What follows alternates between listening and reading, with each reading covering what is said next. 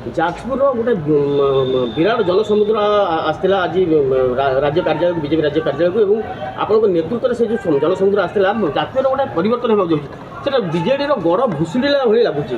କ'ଣ କହିବେ ଏଭଳି ଜନସମର୍ଥନ ଆପଣଙ୍କ ପ୍ରତି କେମିତି ଆରମ୍ଭ ହେଲା ଏବଂ ବିଜେପି ପ୍ରତି କାହିଁକି ଆକର୍ଷିତ ହେଲା? ଗତ ସାଧାରଣ ନିର୍ବାଚନରେ ବି ଦେଖିଛନ୍ତି ଆପଣମାନେ ଯେ ଯାଜପୁରକୁ ଯାହାକୁ ବିଜେଡ଼ିର ଗଡ଼ କୁହାହେଉଥିଲା ସେଠି ଆମେ ଲୋକସଭା ସମେତ 4ଟି ବିଧାନସଭା ମଧ୍ୟ ଜିତିଛୁ ଏବଂ ଯୋଡ଼ିଏ ନିର୍ବାଚନ ମଣ୍ଡଳୀରେ ଏକବାର ଅଳ୍ପ ସଂଖ୍ୟକ ମାର୍ଜିନରେ ମଧ୍ୟ ଆମ ପ୍ରାର୍ଥୀ ହାରିଛନ୍ତି। ଏଇଟା ପ୍ରମାଣିତ କରୁଛି ଜନସାଧାରଣ କେମିତି ପରିବର୍ତ୍ତନକୁ ଗ୍ରହଣ କରିନେଇଛନ୍ତି ଏବଂ ଡବଲ ଇଞ୍ଜିନ୍ ସରକାର ତିଆରି ହୋଇଗଲା ପରେ ଲୋକଙ୍କର ଭରସା ବିଶ୍ୱାସ ଇଏ ଆହୁରି ଦ୍ୱିଗୁଣିତ ହୋଇଛି, ବହୁଗୁଣିତ ହୋଇଛି। ଏମାନେ ଚାହୁଁଛନ୍ତି ଯେ ମୋଦିଜୀଙ୍କର ନେତୃତ୍ୱରେ ବିକଶିତ ଭାରତ ଗଠନ ହେଉ।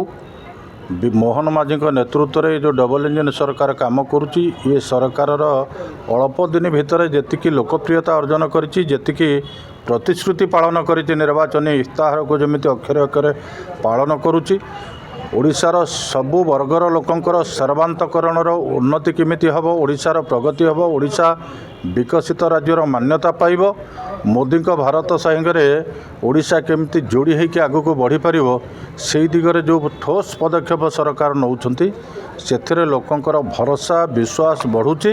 ତେଣୁ ଆସ୍ଥା ବିଶ୍ୱାସ ପ୍ରକଟ କରିକି ଲୋକେ ଭାରତୀୟ ଜନତା ପାର୍ଟିରେ ସାମିଲ ହେଉଛନ୍ତି। ଇଏ ତା'ର ଝଲକ ଆଗାମୀ ଦିନରେ ଏ ପ୍ରକ୍ରିୟା ସାରା ଜିଲ୍ଲାରେ ଭାରି ବ୍ୟାପକ ଭାବରେ ହେବ। ଆପଣ ଜାନୁଆରୀ ଫେବୃଆରୀ ମାସରେ ଦେଖିବେ।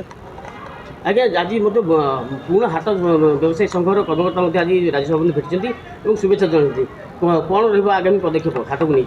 କିଛି ନାହିଁ, ହାଟ ପ୍ରଶାସନ ଗୋଟେ 11 ମାସ ତଳେ ତା'ର ପୁନରୁଦ୍ଧାର କରିବା, ହାଟକୁ ନବୀକରଣ କରିବା, ଉନ୍ନତମାନର ହାଟ କରିବା କଥା କହିକି ହାଟକୁ ଉଠେଇ ନେଇଥିଲେ ଗୋଟେ ଜାଗାକୁ ଯେଉଁ ଜାଗାରେ ବ୍ୟବସାୟ ହେଲା ନାହିଁ।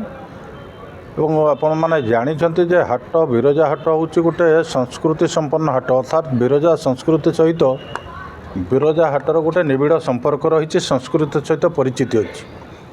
300 ବର୍ଷରୁ ଉର୍ଦ୍ଧ୍ୱ ହେଲାଣି ସେ ହାଟ ହୋଇ ଆସୁଛି। ଏତେ ସର୍ବପୁରାତନ ହାଟ ଯେମିତି ଆପଣ ଲିଙ୍ଗରାଜ ହାଟ ଅଛି, ପୁରୀରେ ହାଟ ଅଛି, ସେମିତି ବିରଜାଙ୍କ ପାଖରେ ବିରଜାଙ୍କ ନାଁରେ ନାମିତ ହୋଇଥିବା ହାଟ ବିରଜା ହାଟର ସୁଖ୍ୟାତି ରହିଛି। ଗୋଟିଏ ଲୋକର ଜନ୍ମରୁ ମୃତ୍ୟୁ ପର୍ଯ୍ୟନ୍ତ ଯାହା ଦରକାର ଇଏ ସବୁ ପ୍ରକାରର ଜିନିଷ ସେ ଗୋଟେ ହାଟରେ ମିଳେ ଏବଂ ସୁଲଭ ଦରରେ ମିଳେ।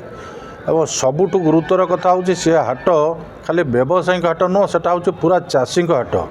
ଚତୁଃପାର୍ଶ୍ୱରେ ଯାଜପୁର, ବିଞ୍ଝାରପୁର, ବରୀ, ଧାମନଗର, ଭଣ୍ଡାରୀ ପୋଖରୀ, ଏପଟରେ କେନ୍ଦ୍ରାପଡ଼ାର କିଛି ଅଞ୍ଚଳ, ଆଳିଫାଳି ଅଞ୍ଚଳ, ଏମିତି ନେଇକି ଏକାଧିକ ଜିଲ୍ଲାର ଯେଉଁମାନେ ଛୋଟ ଚାଷୀ ପନିପରିବା ଉତ୍ପାଦନ କରନ୍ତି, ଧାନ ବିରି ଉତ୍ପାଦନ ହାଟରେ ତାଙ୍କର ବ୍ୟବସାୟ କରନ୍ତି। କ୍ଷୁଦ୍ର ବ୍ୟବସାୟୀ ଏବଂ ଚାଷୀ ଏମାନଙ୍କର ହାଟ ଯେଉଁଠି ହାଟ ଥିଲା, ଯେହେତୁ ସେମାନେ କଲା ନାହିଁ। ପୂର୍ବ ସରକାର ସମୟରେ କିଛି ଲୋକ ଅହଙ୍କାରରେ ତାଙ୍କର ବ୍ୟକ୍ତିଗତ ସ୍ୱାର୍ଥକୁ ଆଖିରେ ରଖିକି ହାଟକୁ ସ୍ଥାନାନ୍ତରିତ କରିବାର ଏକ ଷଡ଼ଯନ୍ତ୍ର କଲେ।